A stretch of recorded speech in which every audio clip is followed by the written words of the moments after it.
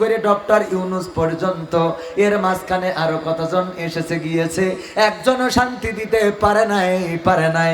ততদিন শান্তি আসবে না যতদিন এই জমিনে আল্লাহর কোরআনের আইন দিয়ে বিচার ফায়সালা না করা হবে, ততদিন এই জমিনের পরে শান্তির সুবাতাস বহন হবে, শান্তির সুবাতাস বইবে। কোন একদিন এদেশের আকাশে কালেমার পতাকা দুলবে,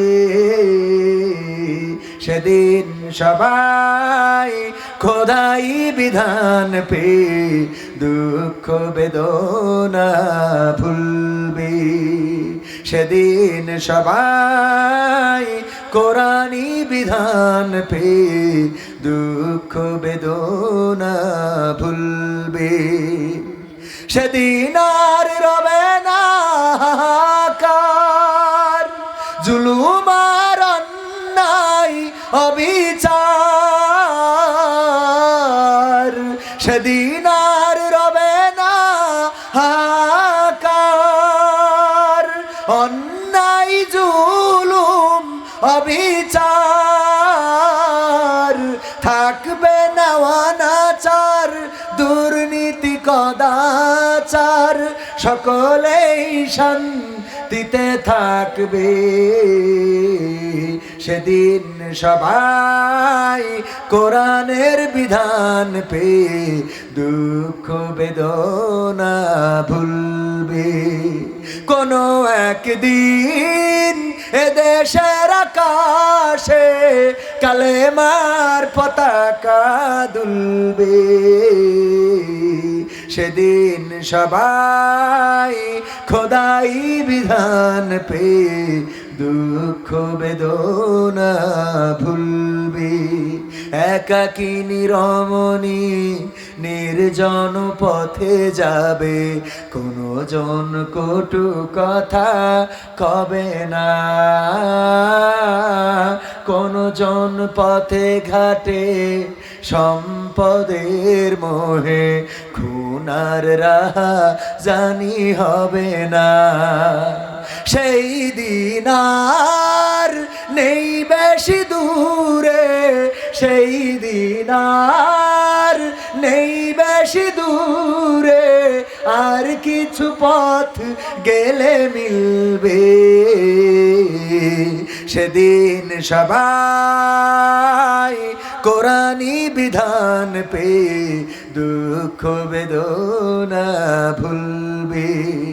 কোন একদিন এদেশের আকাশে কালেমার পতাকা দুলবে, সেদিন সবাই কোরআনী বিধান পে দুঃখ বেদনা ভুলবে। ওগো আল্লাহ, এই জমিনে তোমার কোরআনের আইন কায়েম হয়ে গেলে জমিনের মানুষ কেমন শান্তিতে থাকে, এটা অন্তত একবার দেখার তৌফিক দান করে দাও, বলেন আমিন।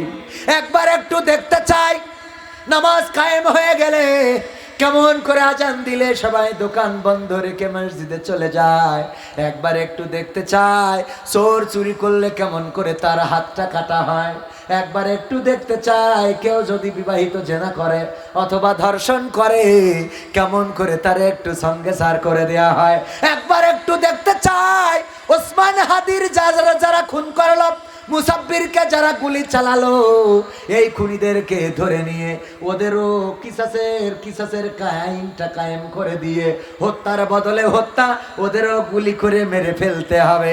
এই কাজটা কেমন করে করে একবার একটু দেখতে চায়, বলেন দেখি। এইগুলো যদি কায়েম হয়ে যায় আর কি খুন করার সাহস কেউ পাবে? কেন পাবে না?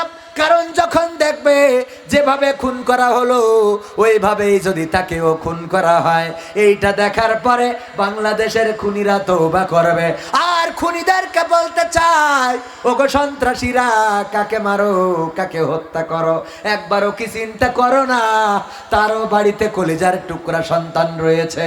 একবারও কি চিন্তা করো না তার বাড়িতে হয়তো বৃদ্ধ মা বাবা রয়েছে?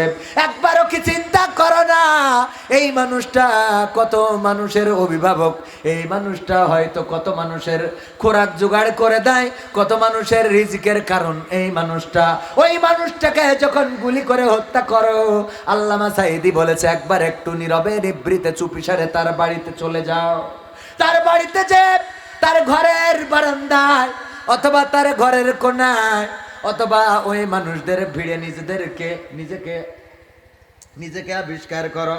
ওগো আমার ভাইয়েরা, একবার একটু যান, আমার সন্ত্রাসী খুনি ভাইদেরকে বলছি, ওগো আমার ভাইয়েরা, পায়ে হাত দিয়ে বলি একবার একটু সেই বাড়িতে চলে যান। ওসমান হাদির স্ত্রীর বোবা বেদনাটা একটু দেখেন কতটা কষ্টের। ওসমান হাদির সন্তান বাবা বাবা বলে ডাকতে শেখে নাই এখনো। এই সন্তানের চেহারার দিকে তাকিয়ে দেখেন যখন তার লাশটার মুখের কাছে ধরা হলো। আহারে বাবা চলে যায়, যেই বাবাকে আর কোনোদিন ডাকা হবে না। ওই মায়ের দিকে একবার একটু তাকিয়ে দেখেন, যেই মায়ের প্রেসক্রিপশন নিয়ে যে ওষুধ কিনে এনে দিত যেই সন্তান, ওই সন্তানকে গুলি করে বিদায় করে দিলেন। ওগো আমার সন্ত্রাসী ভাইয়েরা, আপনি কি চিরদিন বেঁচে থাকবেন না? থাকা হবে না, এই জমিনটা ছেড়ে চলে যেতে হবে, অন্ধকার কবরে পাড়ি জমাতে হবে। আপনি যেই আঙুলটা দিয়ে শুট করেছেন, ওই আঙুলটা দিয়ে শুট করলেন, দেখেন 3টা আঙুল কিন্তু আপনার দিকে ফিরে আছে। এই 3টা আঙুল বলে দেয়, ও আল্লাহর বান্দা, যেই আঙুল দিয়ে শুট করো, একটা গুলি চালাইছো, 3টা গুলি কিন্তু তোমার বুকে লেগে যেতে পারে। এই আঙুল দিয়ে অনেকেই হুমকি দেয়, এই আঙুল দিয়ে বলে সাবধান হয়ে যাও।